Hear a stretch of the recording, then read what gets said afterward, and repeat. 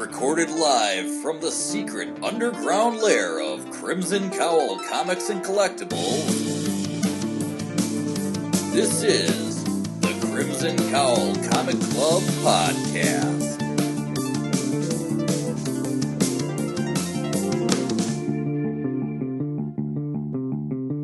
The following issues may contain spoilers. Our very being is grounded in a world the eyes cannot see. I'm Anthony. I'm Kirby. I'm Katie. And I'm Jim. Welcome to issue number 316 of the Crimson Cowl Comic Club Podcast. Every time we record, we talk about comic books. On this week's show, we've got two club discussions for you. That's where we all participate in reading the same issues. We're covering the first issue of Batman Full Moon, issue number 1, and then the second issue of Marvel Zombies, Dawn of Decay. And then we are going to jump into weekly reviews. That's where we go back and forth, and we talk about the books that we've been reading. Whether they're new, whether they're old, we're going to talk about them there. So let's jump right into it with the club discussion. All right, we're kicking off this limited series here with Batman Full Moon, Book 1. An ancient and supernatural force stalks the streets of Gotham City, a lichen so powerful it'll defy Batman's most trusted resources, his brilliant mind and extensive gadgetry. But are Batman's physical strength and resilience alone enough to put the creature down for good, or will this fight strip him down to his very bones? Even powerful magical allies like Zatanna caution that Bruce might not walk away from this one unscathed. This comic is done by Rodney Barnes. I believe it's pronounced Stevan Subic and Russ Wooten. So, this is one that came out in October, had a delay with my book here, so we're covering the first issue now. The second issue is out there in the wild at the moment. The Full Moon is out and about, if you will. But this will be covering just the first issue. Basically, the premise of setting it up, a Black Label series kind of set out of continuity of DC Comics, telling a tale of this mysterious lichen werewolf character that is thrown into the world of Gotham City. We see some of Batman's supporting characters, and we get some guest appearances by some other DC comics that kind of fit into this supernatural realm. And all in all, this was the introduction of a Batman and a werewolf story. So what we're going to do here, let's throw it over to Jim, who's a big Batman fan. Jim, do you want to kick it off? Your thoughts for your first issue review of Batman Full Moon. It was a very interesting story and a little bit different take on the Batman crew. You don't have all the regulars, but you have a little bit a different set of supporting characters than you normally would find. Zatanna is in a very much more prominent role than we've ever seen her for quite a few years. They actually have her as Bruce's girlfriend, as well as kind of his partner in this mystery. And that's new to me. I don't remember them dating in anything that I recall. So that was interesting. We have now I'm mixing up the issues, I think, because I've also read issue 2 already. So we do get John Constantine shows up in here. If you're yep, we got Constantine. I was also thinking of Kurt Langstrom. Man-Bat. Yeah. Yeah, I don't remember if he's in issue 1 or just issue 2. Yep. Yes, he is. As well. Okay, and a different kind of take on him. More of a controlled and in charge kind of person, rather than somebody who is looking for Batman's help to make the control. So that was good. Like I said, just a different, interesting take. And then the werewolf itself is just, I really like the way that appears. The physical presence of the werewolf was interesting. And then the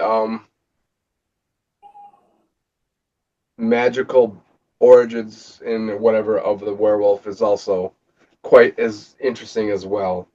A little bit different take on that mythology. Oh, that's a good picture, yeah. Cool. We'll go over for first impressions here. Let's jump over to Kirby. Thoughts on this? I liked it. You basically can't go wrong with a wolf with bloodlust and a bat that's gonna maybe kind of mutate to each other, but we'll see what happens. The thing I didn't like, of course, I'm not a fan of watercolor style artwork. I feel it just leaves out too much to the imagination. Like we're looking at building that just went through a fire and everything, but yet you have bodies that still have fresh hair on them. You got clothing on them, no deterioration from the flame or anything. So just things like that I just felt were get left out with the whole watercolor aspect. I think you get more details when you actually focus more on the imagery. I would like to know more though about the Dane.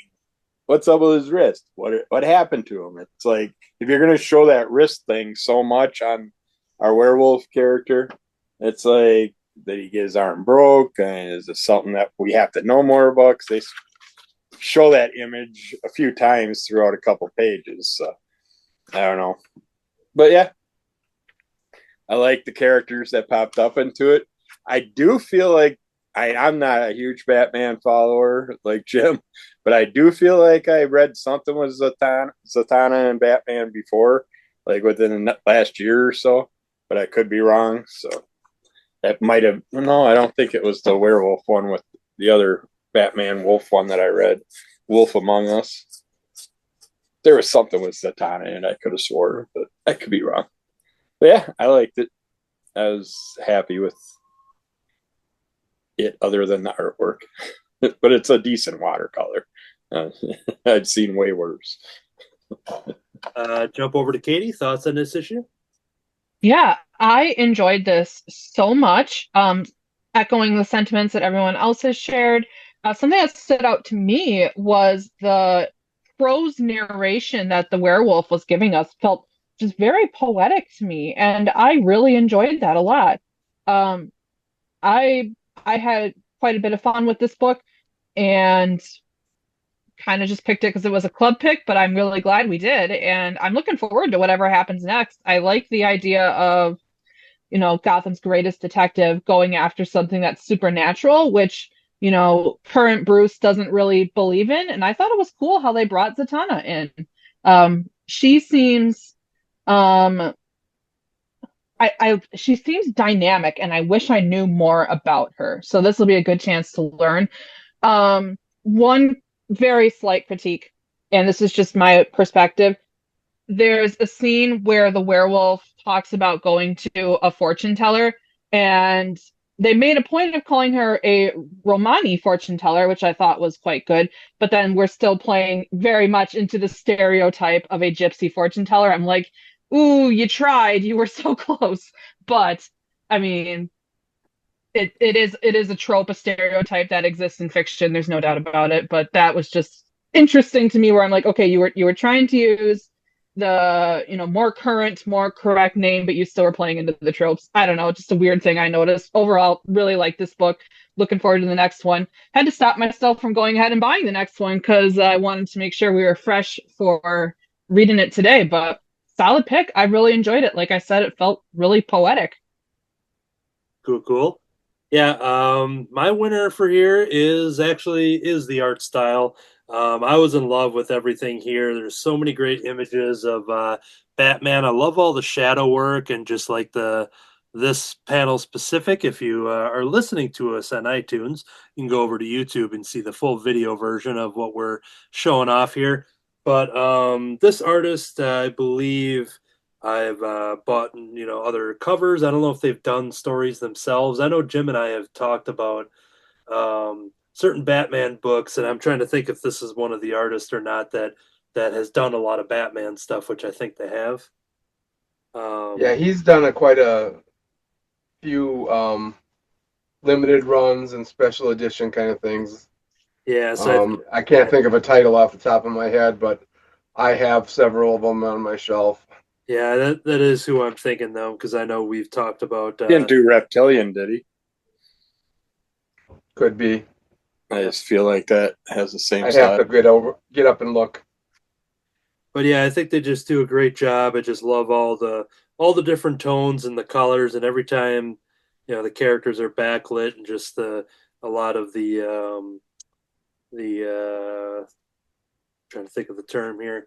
I like the darker imagery, yeah. The silhouette work I think is done very well, and I always like seeing that Batman stuff, and I think it works good with the werewolf characters and stuff too, and the skies and the trees. But yeah, that was one of the big sells for me. Another just being the cover in general. Has a cool texture to it. I don't think I have a glow in the dark one here, but yeah, you do. do I? Cover A is the glow in the dark, and that's what you're feeling. Okay. I didn't know those. This is the only problem I have with the imagery when you get into more detailed stuff. We got Batman as John Travolta, so it's like I just did not feel it was Batman. Every time I seen him, he looked like some I don't know, just didn't give me that type of character from him. Yeah, I guess I didn't realize that they were given the glow in the dark ones for cover A's, which is a rare. Yep. So yeah, this one hasn't. This one's just been in a box and bagged and everything. So I'll have to get this one lit up so I can have it glow in the dark. But yeah, I really dug the story, and I'm not following current Batman stuff. So anytime there are these miniseries and the Black Label series specifically, I always get excited for those of just getting these limited runs. I assume this is probably 3 books, if not 4, but I think it's 4. Is it 4? So yeah, I'm always excited to dive into a story that is very much consolidated in its own continuity and everything, and pairing up with Batman and werewolves, bringing in Man Bat. I was excited for that, so I'm excited to see what's more. I haven't read issue 2 yet to stay fresh for this one, but I'm excited to check it out. Any other thoughts that people want to throw in about the story? I love the extra characters that we're getting to see right off the bat in this one, but I just wish they wouldn't to put Batman in another relationship that he's having problems with. Every time he's in a relationship, it's like he just can't hold up his end of the bargain. It's like, why even bother? Just have them be friends. Work together. Yeah, that's a fair point. Yeah. He doesn't always have to be dating someone and have it be troubled. Good point. But I love Catwoman, but the relationship stuff always drove me nuts. Mm-hmm. I do want to make Batman's first love is Gotham City. Uh-huh. No matter Fair who point. it is, they've got to Very true. compete. Yeah, Gotham City is a tough opponent to deal with in the dating game. So I want to call out the Batmobile. We don't see it much in this comic, but I like the design. I love I love how low it rides and how wide it is. Kind of talking about like the Batman the animated series, Batmobile, how that one's like the longest Batmobile ever, which I love. And I was just getting kind of, I think this is a good combination of the kind of Batmobiles that I like, where it just I don't know, we don't get to see too much in here, but I was just like, all right, I like that real sleek, thin design. So Since you're bringing up vehicles, there's a panel that shows like a bat blimp thing. Maybe I missed that. I believe it. That has like tethered, I don't know, like light pods or sensor pods off of it. That's what I think, it looks like to me. So I'll have to look into that once. Maybe I missed it. I don't often see some of those kind of details, so very much that I probably looked over it. But Or it wasn't the fire suppression system that was up in the air. Is The that what drone. that is? Yeah, those three Looks little like something things. flying around in the sky, I thought. Yeah, that should be his fire suppression system. The drone. Oh, this thing. Like 3 different drones together. Yeah. Jim, you looking at the picture? Oh, okay, yeah. Yeah. Any other closing thoughts for issue number 1? All right. So that will do it. That was book 1 of Batman Full Moon. I can't wait to get this one glowing in the dark to help find my way throughout the night. We are going to cover future issues of that title, as well as some other books, including issue number 2 of Marvel Zombies Dawn of Decay. So here we go.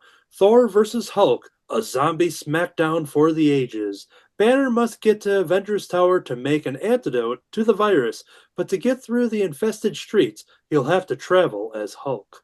The big green guy may be invulnerable to nasty bites, but he'd also rather smash the zombies instead of save them. Poor Groot needs to usher the uncontrollable beast through the horde, but his task is only complicated when an undead Thor shows up. If Groot wants to prevent Hulk from killing his fellow Avenger, he'll need to think fast. This comic is done by Thomas Krajewski, Jason Murr, Rochelle Rosenberg, and VC's Travis Lanham. All right, we talked about issue number 1. As we were reading it, I found out, and maybe we all collectively realized how this is geared for younger readers, which was awesome because it was very fun. You know, we've read a lot of Marvel Zombies titles. I know Kirby's read a lot of those books, and while it still keeps the horror element to it and things like that, but it is done through a more younger reader lens. But I don't think it really takes away from it. I don't think it's watered down. It doesn't really feel like that. And ultimately, I think this has been a fun read. This issue specifically, I think, has a lot of laughs because it's basically Thor and Hulk just traveling to get to Avengers Tower. And once you bring, Groot and Hulk, and once you bring Thor into there, it just gets hilarious when Hulk is just kind of trying to decipher what Groot is saying and getting very angry at it, and doesn't want anything to do with it. And this issue was very hilarious while still keeping a nice zombie thrill. Those are my quick first impressions. Jump over to Katie. First impressions on Marvel Zombies Dawn of Decay number 2. Yeah, so I actually wish I had read this one before Batman Full Moon because reading it the other way around made this seem quite young, and rather goofy, which I think is kind of the point. But um, for me, they didn't accomplish a whole lot in this issue, but we did get some really funny lines like Banner calling Thor long hair hippie guy. I liked that a lot. And shorts are cool, and I appreciated like the double meaning there because I'm like, yeah, they are cool. They keep you cool. Um, Again, I think it was really bold, and I appreciate that they picked kind of Hulk to be the main speaking part in this book because he doesn't get a lot of that when it comes to ensemble books. So I liked that.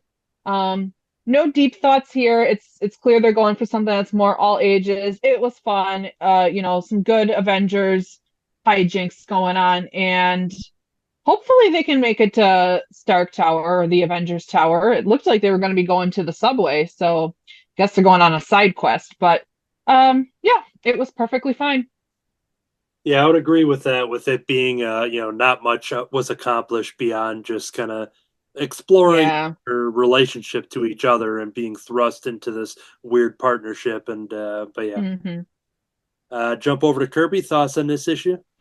Yeah, my only side notes I really had written down. I like this issue. I like this run. It is very all ages friendly, but all I really had to write down was Groot has the zombie fungus sniffles. Hulk not listen. Thor is trying to keep it together. Hulk make Groot crazy. It's like, basically back and forth. Hulk messing with Thor, which is causing Groot to get mad because he's trying to get where he wants to, and Hulk keeps interrupting everything. Yeah, it was a lot of fun. This is the second zombie related thing I read this week that had to deal with green snot causing people to turn into zombies. But yeah, it's fun. Cool. Jim, thoughts on this? Yeah, in a book where you got people talking and one of them is Hulk, who would think that Hulk would be the wordy one? Yeah. But yeah, I thought that was funny, that way. And yeah, just the ways he refers to Groot and Thor, the way, the nicknames he makes up for them, and the way he always calls it Groot, I am Groot, instead of just using the name. It was funny. It it just seemed like an awful lot of ads to me. I don't know if Yeah. Marvel has just changed it, or they just started putting more of them in the digitals than they used to. But it I've been seemed like every complaining other about it a page was lot. an ad. I I've been noticed that talking too. about it a lot on my other things too. It's like almost everything you grab lately has a bunch of extra ads, or half the book is just a preview of some other book that has Yeah, nothing to printed do ones with that you're talking what about. yeah, that's the printed. Okay, yeah, so it's not just the digital, but yeah, there's a lot of them, but yeah. And Like Katie said, it really doesn't take the story much ahead, but it was just a fun chapter to see Hulk. And it was like I got worried when Groot started choking Hulk out, because if he turns back into Banner, somebody bites him, Oh, and then you crap. get zombied Hulk, we're in trouble. That's true. couple issues ago that may be explored. I think you're onto something there. I did a quick head count. It still has the normal page count for a $3.99 book.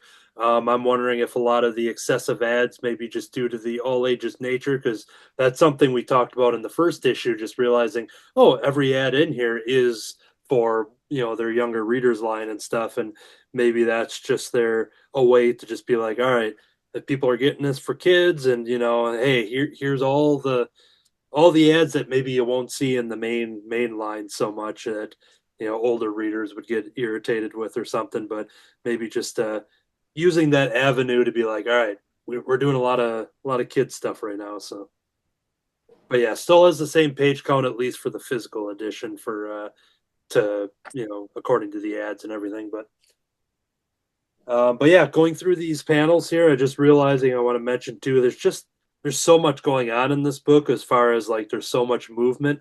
Even though they are going from one place to another, it is constantly moving. There's a lot of expression. There's just a lot of action. Just a lot to look at here. So I think it's a lot to kind of keeps kids' attention, that they're not really spending a lot of moments where hoping that the next issue we're not just going to be sitting in a lab for the whole time, and just having all this exposition dialogue or something. But I think it flows real nice for what it needs to be for the audience, and keep the action fast paced. I was surprised that Hulk was able to understand Groot a few times and actually knew what he was saying. But my favorite panel I just got to show before you end it is just here after Groot tosses Thor away, and then Hulk's like, nope, I'm not done fighting, brings him right back, and then Groot, just all angry, throws his arms up, I am Groot. and that leads right into my favorite moment, where Thor's hammer is resting on the ground in front of Groot, and as he's getting ready to call it back, Groot uses his branches and tree powers, and attaches it to a tank to attach to the hammer, and basically sending the tank back at Thor when he retrieves it. So I just love that whole setup, and just seeing the look on Groot's face as he's looking at the tank and looking at the hammer and looking at what he can do, and just doing what he can. And yeah, that was fun. All right. Any other thoughts before we close out another chapter?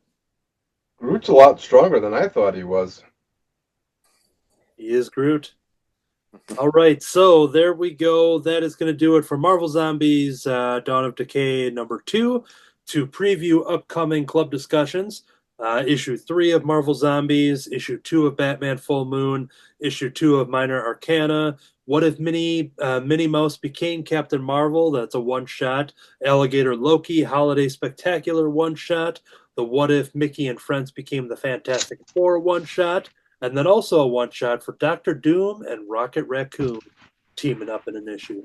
So those are some upcoming club discussions that we will cover in future episodes of this very show. But we can't get to those reviews until we get to the weekly reviews. Welcome to the weekly reviews. First up for me is a graphic novel story, Pivot. Shortstop player Luciana Herrera knows she is possibly on the world's worst softball team. She doesn't care. Boarding school is busy. She does care about the fact that she has a huge crush on the second baseman, Ella, I believe you pronounce it Z, and can barely talk to her. How are they supposed to stay in sync? This is a slice of life love letter to softball. This comic is done by Jamie Deere, who is actually a friend of mine out of the All Yeah Comics Skokie area. They are a cartoonist, a zinester, poet, programmer, performer, marketer, and more. So becoming friends with Jamie over the last year or two and just kind of being at the same events at All Yeah Comics, started to become very interested in the work that they've been doing, including this first comic book that I think they did it in 2017 or 2018 as a Kickstarter. But I saw this on the shelves at All Yeah Comics, and I've flipped through it a couple times. I've talked about my love for like slice of life comics and a lot dealing with like a lot of sports books. I'm not a big sports ball fan in real life, but I do like it in storytelling, and whether it's movies and television and comic books. And Jamie and I were tabling at WarriorCon together. That was a fun show, and finally went over there and picked up my copy of Pivot. And after talking to Jamie for a while, they came over to my booth and said, "Hey, when there's some downtime, I will draw this little doodle here into your book." So I have a remarked edition on the inside here. This was a really great book. Jamie talks about basically going to boarding school and having to play a sport and getting into softball and actually liking it and using that real life experience and putting it into this comic book about the very same concept.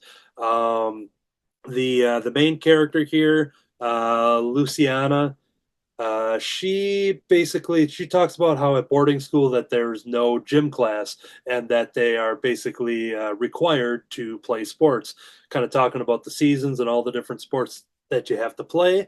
And once being, kind of assigned to play softball, that she eventually started getting into it. She went from like team manager to, wanting to play on the team, and at the same time developing a crush on a fellow player, Ella. Now there is a little bookmark here because I want to highlight a very important part that I think does a good job of kind of selling the story, kind of setting up the story, explaining the title of Pivot for the softball comic. The comic says second base and shortstop are closely linked positions. It is as if they are tied together and fastened to a pole at second base. When one moves, the other follows, both pivoting to protect their base. And that is where Luciana and Ella are basically assigned. So they've had this developed crush. It's developing throughout this book, and even more so when these when their positions in the league here are very close connected. So throughout this comic story, I'll show off some of the art as we go. It's done in black and white. I think it does a really great job of capturing a lot of different characters. There's great profiles in here of our teammates. Kind of going through and kind of giving stats on everybody who plays for the team and allowing some room for some great humor and things like that, and likes and dislikes for some of these characters, and really kind of helps get their personality. Another big part of the book too is a very good kind of drawn out explanation of just the rule of baseball and softball in general. So if you're not that familiar with it, I think it does a really good job of keeping it entertaining. Not that it's turning into like a how-to book and you're watching reading a manual, or you're not stuck in a practice or something. Like, it still keeps it fun while also explaining this for anybody who may not be familiar with it. Here's the cool layout of all of our players. And I just really dig this because you see them all in their element, and then you just get little bios, like basically almost like they're trading cards in a way, where you get to find out what year they're in, what position, favorite subject for school, and then their um, current big goal for the year. And I want to see if some of these here, I'll just read off some of these here, like current big goals: gain 500 subscribers on YouTube. Hey, we would like that too. Another one here: kiss at least one of the Parker triplets. Another one says not get hit in the face. And that is paired up with this image here. So what's great is that you just get to learn about all these players, and then you also just get a lot of good humor in there. But yeah, I thought this flowed extremely nicely. I love the designs of these characters, splash pages, the action. I think the flow of baseball is done very well in here. That it seems like it could be a tricky thing to take on if you're telling a story within a story of these characters playing a sport. So not only are you learning about the characters, but you're also following their actions in the game and stuff. And I think this does a really good job of keeping it interesting, keeping it fast paced, developing these characters and their crushes for each other. You see their connection as they're traveling to games, and they're doing. There's a lot of team bonding. There's like a scene, I think, like maybe like they're at a park or like out camping or something like that. So you see all of them kind of outside of the school element, and all just kind of really getting to know each other and building the strong friendships, which also is further helping along, trying to with Luciana and Ella kind of wanting to see who's gonna to speak first and start to learn about the other one and stuff like that. So there's a lot of great tension in this book, a lot of great action. It's an excellent first comic book, that's for sure. I think it's they're not numbered here, but I think it's over 100 pages. This is, I think, an excellent accomplishment for a first-time comic book creator of jumping out and doing a kind of like a mini trade paperback type of release. If you want to learn more about Jamie, you can find them on a very funny website. I had to write it down: potatofuzz.itch.io. potatofuzz.itch.io. So when you go there, you find out that you'll find everything you need to know about Jamie. They have a lot of webcomics on their website. They have options where you can purchase physical copies of Pivot. There's some at some Chicago comic shops, and there's a thing set up where you can donate copies to local libraries, whether you have one of your choice or or have the creator recommend one. There is a way that you can read the PDF version, basically a pay what you want. This had its cycle of the Kickstarter campaign, going through different webcomic channels where you can read it, and now it's set up as a PDF thing where basically pay what you want and get the PDF sent to you, or you can still get physical copies as well. This was excellent. I can't wait to jump into all of the other work that they do, the zines, the other webcomics. Jamie is part of Strange Deer Press, which is a collective in Chicago.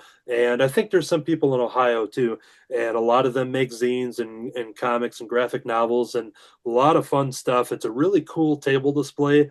If you see them set up, I'm going to have to see if they want to, if they've ever gone to MightyCon in Milwaukee, because I could be wrong also, but isn't that company that does their own little show every year with the smaller creators, with the smaller books and all?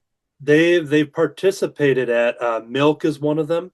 That is like, I can't think of what it stands for, but it's an acronym for like independent comic publishing and stuff like that. But I want to show off the Strange Deer logo that Jamie designed, and he just this was a thing I asked him about it, and it started in high school. It was just drawing basically just strange deers, and that was the thing that happened. And then it's just such a cool name, and it's a cool collective, and there's so much to look at when you go to their tables with all of the people that contributed. But this one here is all done by Jamie Deere, a friend of mine, and this was excellent. I can't wait to dive into more. So check out Pivot once again by going to potatofuzz.itch.io. You'll never forget that after this episode. All right, let's jump over to Kirby. What you got? All right, I got the She Return of the Warrior #1. I was very happy that they're starting to bring these back. Done by Stephen Perot, Billy Tucci, Gardino Lima, and Ricardo Silva. Basically, Ana Ishikawa, which is She, is an outcast of the Kyoto Sohi, a renegade from a society of renegades, trained from childhood by her paternal grandfather, Yoshitora. Ana assumes the guise of Death Incarnate, She, to avenge the deaths of her father and brother against the Yakuza Oyabun, Masahiro Arashi. And then we got She's daughter, Hotaru, who also trained under her great-grandfather, but not with She's permission. She's definitely not happy every time she catches her and her grandfather working out, doing their own lessons. But she's being trained in the ways of the Sohi warriors also, and continues to work on her training while her mother is dealing with an Oni, a demon, and a loss of their grandfather, grandfather or great-grandfather, depending on who you're talking about, his friend. While the whole time, She's ex and father of Hotaru is in jail for a crime he believes he didn't commit, all along an Oyabun, which is an absolute leader of the Yakazu clan, is after any incriminating evidence. So I'm guessing he's the one that basically killed their great-grandfather's friend. But it's like, I love the way they do it, the way they go back in the historical aspects of the Shogun and all that, and the Onis and everything. And the artwork is just gets such nice colors that make the backgrounds pop and stuff in the battle sequences. And it's just, then you got your standard basic artwork for the standard storyline. But yeah, this popped. This was really a nice reintroduction to She. If you've never followed this series at all, it would be a perfect introduction because it starts you right off the bat with a nice prelude to explain what's happened up to this point. And then you also get a nice previously in She, where it basically talks about her in the early days, and then after she had her daughter and what happened beyond that, and with her father and brother and everything. But yeah, this is a great startup story. But no, I can't show that. But the image of the character that was a friend of his grandfather, I don't want to ruin that. What happened, how he's laid out and stuff. But yeah, they do a great job of keeping everything historically accurate throughout the She series, and this is a great follow-up, bringing her daughter into the ranks, and I'm assuming that her daughter will take over very soon from here, and hopefully she'll be even more fun than her mother has been. So yeah, I love this series. I'll stick with it as long as they keep putting them out. So. Cool. All right, let's jump over to Katie. What you got for us? All right, this week I have Castle Waiting, Volume 1 by Linda Medley. Yay. I actually reviewed 4 issues of this on the podcast a long time ago, and I was so happy when I saw this at the Half Price Bookstore because I really enjoyed it and wanted to read more. So the premise behind Castle Waiting is it's set in a fairy tale land, and we get some slice of life about the characters who live at Castle Waiting and their origin story. And let's dive into it. So this book covers like 3 arcs. The first arc is how Castle Waiting came to be. In the olden days, it was a castle with, an estate and people working the fields and stuff, and a little fiefdom. And if you've seen Sleeping Beauty, the Disney version, it's basically that, where the king and queen had a daughter. Everyone was really excited. It turns out some local good witches helps the king and queen to have their daughter and have her be healthy. And a local bad witch who was sisters of the other witches was really offended that they were, cutting into her line of work. And she cursed the baby to live happily and healthily until her 15th birthday. And then on her 15th birthday, she'd prick her finger on a spindle and die. Um, well, the good witches try and figure out a way around that curse, which is, well, she'll prick her finger, but instead of dying, everyone will fall asleep for 100 years. And it'll be just like when they went to sleep when they woke up. And she'll be awoken by true love's kiss, and they'll get married, and it'll be great. So 100 years come and go, and everybody wakes up, and she ends up running off with the prince who gave her the true love's kiss, and the people who had been taking care of the castle and were waiting for her are like, wow, okay, we just sacrificed 100 years for you, and you're not even going to stay here and like help us out with this. And she's like, yeah, no, I'm done. Bye. And eventually the people who decide to stay declare it that it's now going to be called castle waiting, because they had to wait 100 years for the princess to wake up. And then we jump forward in time some. The castle has become kind of a waypoint, or, well, not really a halfway house, but a place of refuge for those in need. And it's run by a group of, we have some nuns, we have some former ladies in waiting, we have Beakley, who is a stork, and a young lady who is leaving a bad marriage and is great with child, shows up at the doors of Castle Waiting and asks for protection until her baby is born.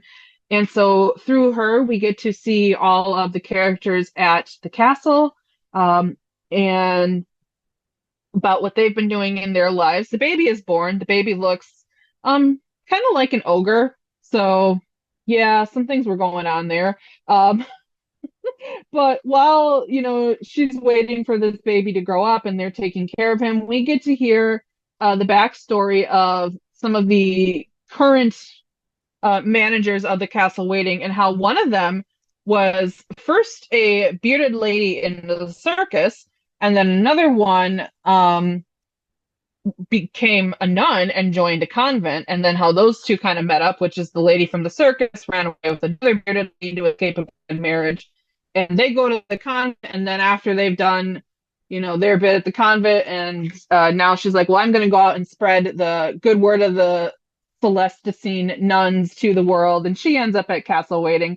I would say this is a slice of life that covers 3 eras of people in a fairy tale world.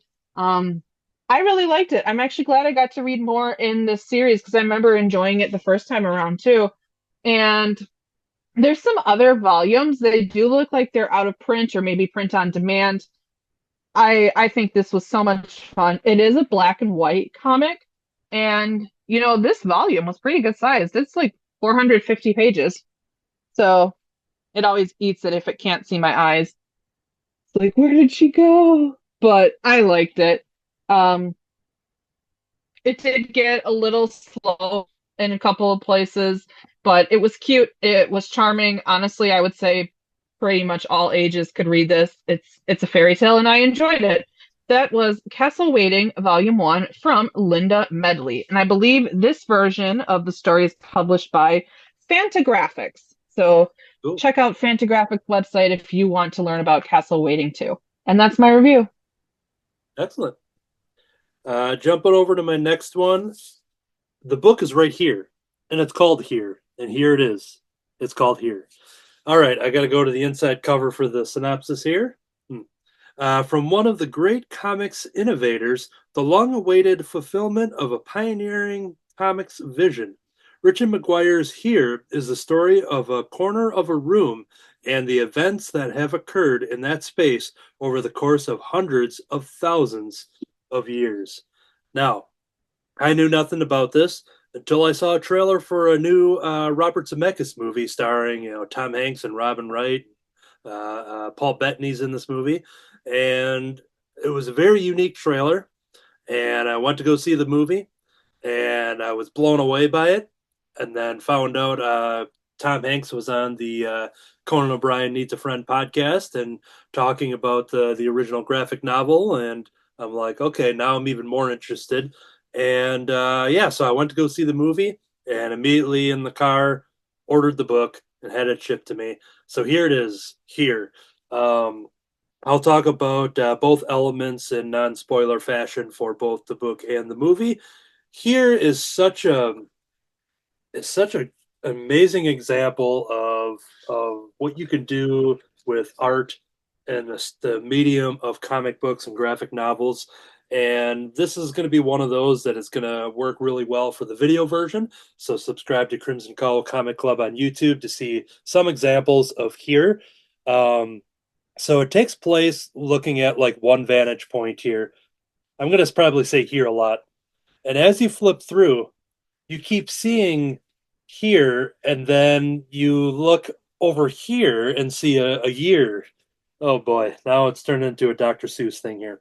So, what this book does is constantly going through decades and years and millenniums, and it even goes back to dinosaur times, like, billions of years, and it's showing the life, what happens in this specific location. Now, here's an example of how this comic book deals with time. So you see the main splash page is from the year 1623, but then you see a little snippet from 1957. So you see what this property of land was back in the 1600s. You see what it's like now in the 1950s. And then here in 1999, you have a little cat that's sitting over here. So you constantly are getting updates on this specific location of land and all of the civilization that inhabit it throughout time. It is such a mind warp. I saw this movie weeks ago. I've been thinking about it ever since. It's one of those hard. It's a hard movie to recommend because I could see a lot of people just being confused and just being like what's going on, like why is this entertaining. I was looking at it from an artistic and filmmaking standpoint of seeing of this bold take on not even knowing it was a comic book at once, but then doing it in film. And it's such a remarkable achievement, I guess is what I could say. um, the things that are different with the book and the movie is that with the movie, I think it does a better job with attaching yourself to the characters from this story. Now, there are some of these people, some of the lines are lifted right out of the book. The situations, the moments, a lot of this stuff is brought to life onto the screen. But what I think the film did a great job with is making it by you got Tom Hanks, you got Robin Wright, you got Paul Bettany. You have these people that you already have relationships with in the history of film, and but not only that, but the characters that they play. I think it's easier to attach yourself to those characters on screen and their personal journeys throughout the decades and their lives and tragedies and accomplishments and all that stuff. In the book, you don't really get to learn who these people are. I think it concentrates more on the location, and it's just such a gorgeous thing to look at. I'll go through a couple more things. I want to get to one of those dinosaur pages I was talking about, just like back in like billions of years ago. But it's such a weird trip, and I think on a design level, it just gives me a headache in the sense of like keeping all of this in order, not only with the timelines of the decades and the characters and the locations, and the once you build the house, you always see the window and the fireplace location, but then you see different furniture setups and stuff. It's such a it seems like a lot of work, and I applaud.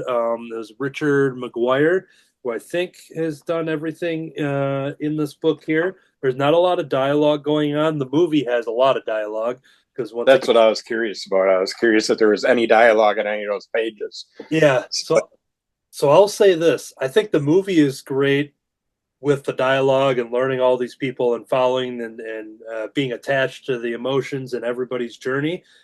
The book version, I think, is great as a silent film in a sense. Even though there is dialogue and you do get, these moments in here, it's just such a gorgeous way to, like, if they release this in an oversized 11 by 17 or like a landscape type of thing, like I would probably buy this again just to sit there and just flip through like I am now, just on a bigger scale. It is such a it it's a trip. It's a trip. I want to go through and try to find. You see some of the dinosaur stuff in the movie, but I'm trying to flip through here because there's Like when you showed the little cat image, I'm like, well, are we seeing this room through the eyes of cats over the years? so no. It's basically in 1999. It's just showing like, oh well, here's where now a cat lives in this house with this family, but then back in the 1600s, this is what's going on here, and so like it kind of just gives a little extra personality. Here's the one from let's see here. So 80 million BCE. Uh, Here's a shot, a splash page, and you see a dinosaur in this land in this spot. But then you have a little picture window, which, by the way, in the movie, you get all of these picture windows. It's done in that way where like watching the movie, I was so confused, being like, "Oh, it's unique," but man, that's a wild take. But then looking in the book, being like, "Oh, that's exactly what the book is doing with the panels," and it just like you just see everything more from time to time. Like it's such an achievement. But then so you have the 80 million years ago, and then you also have this guy in 2005 who's in this plot of land in his house at the end of his couch, seeing what he's dealing with. For the video audience, we lost Kirby there, but we'll assume that he will be back on. Yeah. Oh, okay, your audio's there. All right. So yeah, I I can't really go into much more than this is a visual masterpiece. I think it's a great companion to the movie. I think both could sell one or the other.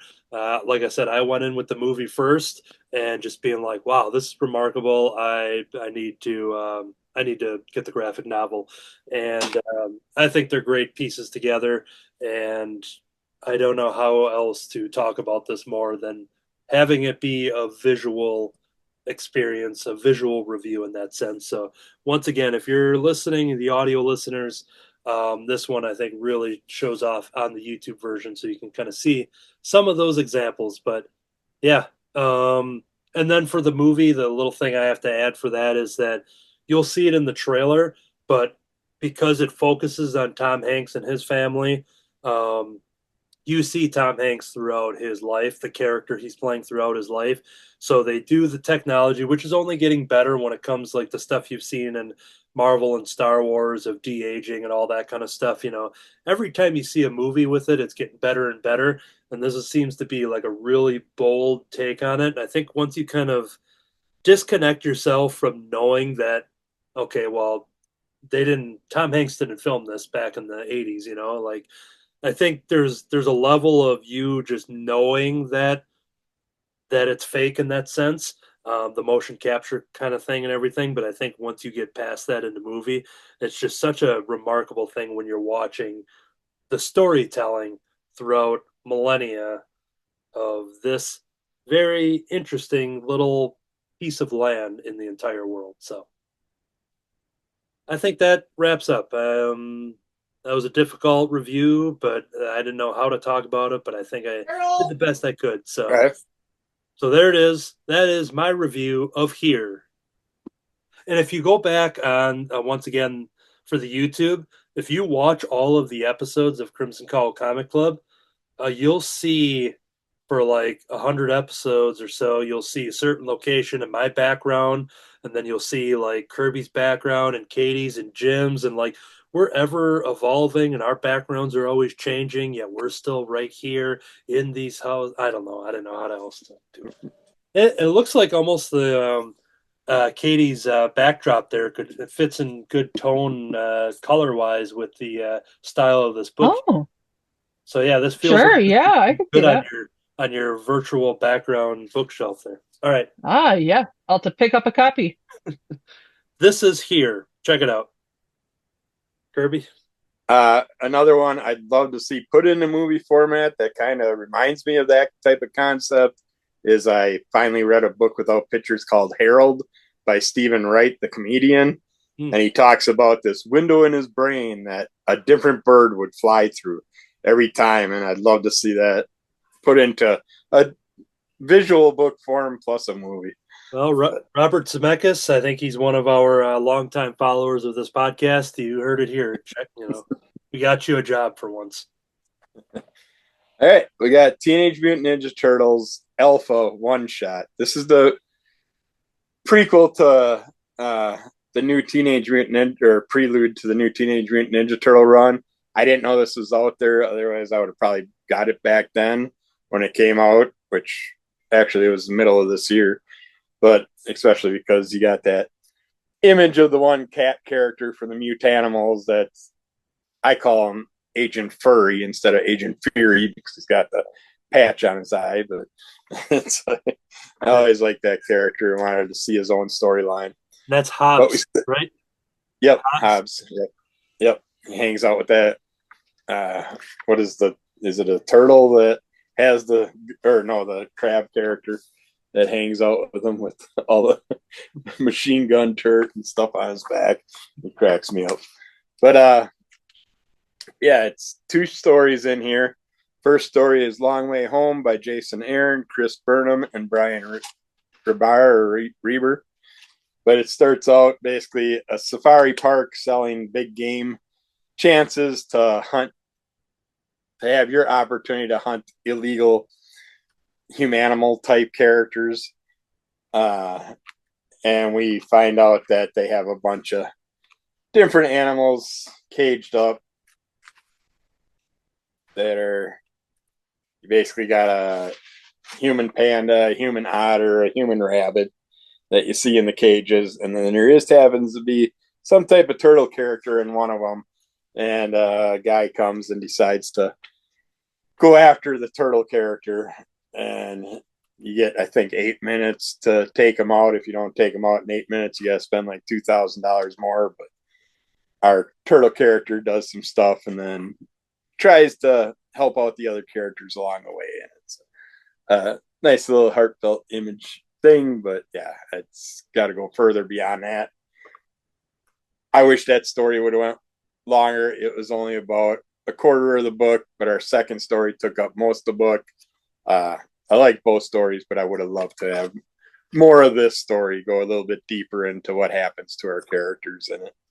The second one is called Mutant Island, or Monster Island, I mean.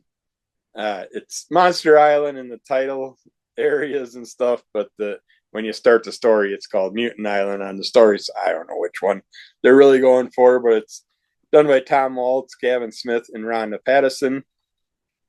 You got humans keeping track of the mutant community while the mutants keep an eye on the humans.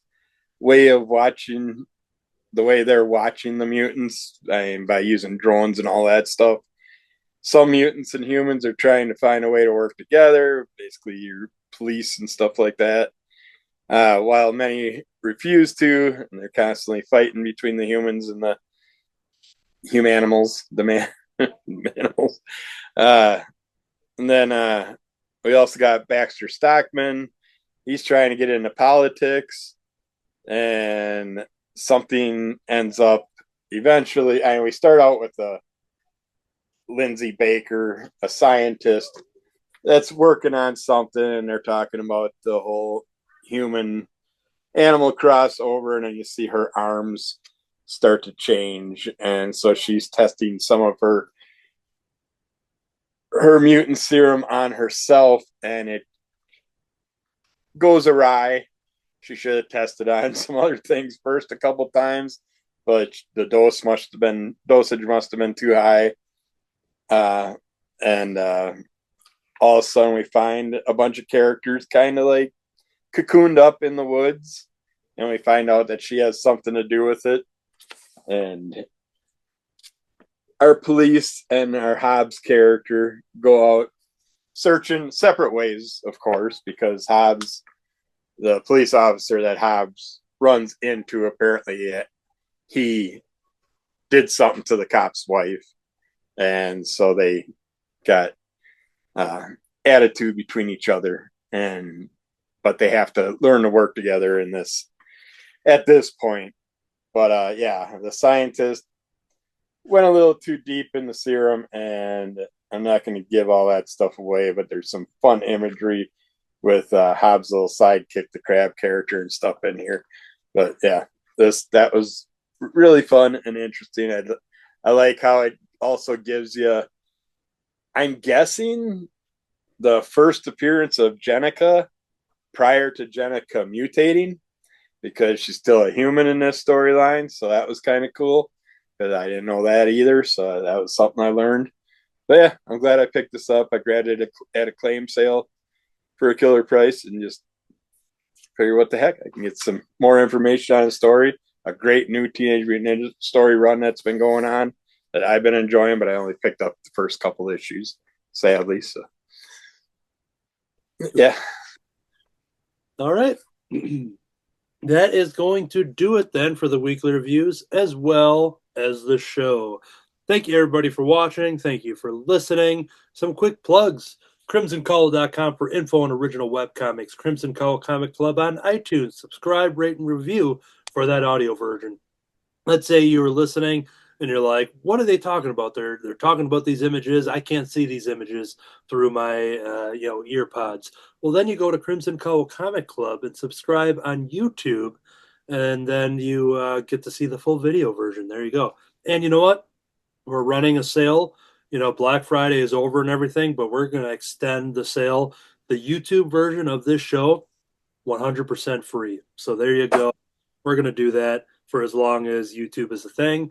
And let's see here. Under the Cowl of MS is a podcast that Kirby runs, if you want to let people know what that's about and what you got cooking over there. 6 to 7 days a week, I'm still putting out previews, reviews, unboxings. Thursdays are my regular standard Under the Cowl of MS podcast, where I just talk about TVs, movies, anything I've watched, entertainment, or anything that's going on for the last week. You can catch me probably from now on quite a few Thursday nights on YouTube on one of the longest named channels, which is Chaotic. Don't quote me on it, but I think it's Chaotic Cover Displays with Aaron from Psychotronic Squirt Gun, something like that. I think if you put Chaotic Cover Displays up, it'll come up. And I'm joining in a couple other live ones. You can probably find my name on YouTube through those if you want to check them out. But I did say last time that I'm getting ready to do my own live stuff. I played with the platform, didn't understand it all, and it only said 7 minutes recording time. So I didn't do it, but I found out you can record on YouTube. So I will start playing with it some more. So maybe some other fun stuff coming out in the near future. Cool. So yeah, follow Under the Cowl of MS all across the internet, YouTube and audio, wherever you get your audio podcast. I have some art accounts that are over on Facebook and Instagram. Anthony Laatsch, LAATSCH. I'm selling my First Race Christopher comic book here, an all ages comic book. So reach out to me, comment on this video, or email latchkeykid@gmail.com for all that information. It's always pinned to my Instagram information, and might be pinned on Facebook as well under those art accounts. I am working on the second issue, so I'm hoping to have that early next year as well. All right, let's see here. Oh yeah, Cartoonist by Night. That is the drawing show that I am on with my friends, and we had a very familiar face on in the last episode. We may know him as our Crimson Cowl Media superior, our overlord, our Crimson Cowl daddy, if you will, David Gloyd. David Gloyd joined us on Cartoonist by Night to talk about Superman, and also Tales from the North and everything that he's done. We cover some of the real-life superhero stuff. We cover, comics and art and Crimson Cowl and how we formed the comic club and, how we met and all that kind of fun stuff. So yeah, that was a fun time hanging out with David on that show. drawing and discussing Superman, as well as David Cloyd. So check out Cartoonist by Night on YouTube. Subscribe now. I think that is going to cover it. That's going to do it for the in-person shows for 2024 for myself and David being out there on the convention circuit and selling our books and our art. 2024 was a big year for putting the art out there and releasing the book and just doing as many shows as I can.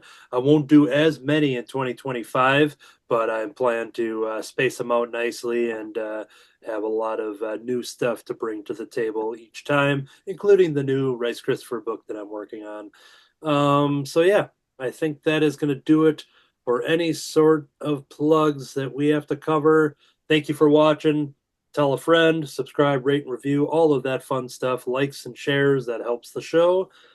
This whole time, I've been wearing shorts like Hulk. Shorts cool. I've been howling at the moon with mutants, demons, and zombies. I've been a long-haired hippie guy. Who's your Cowl daddy? To be continued.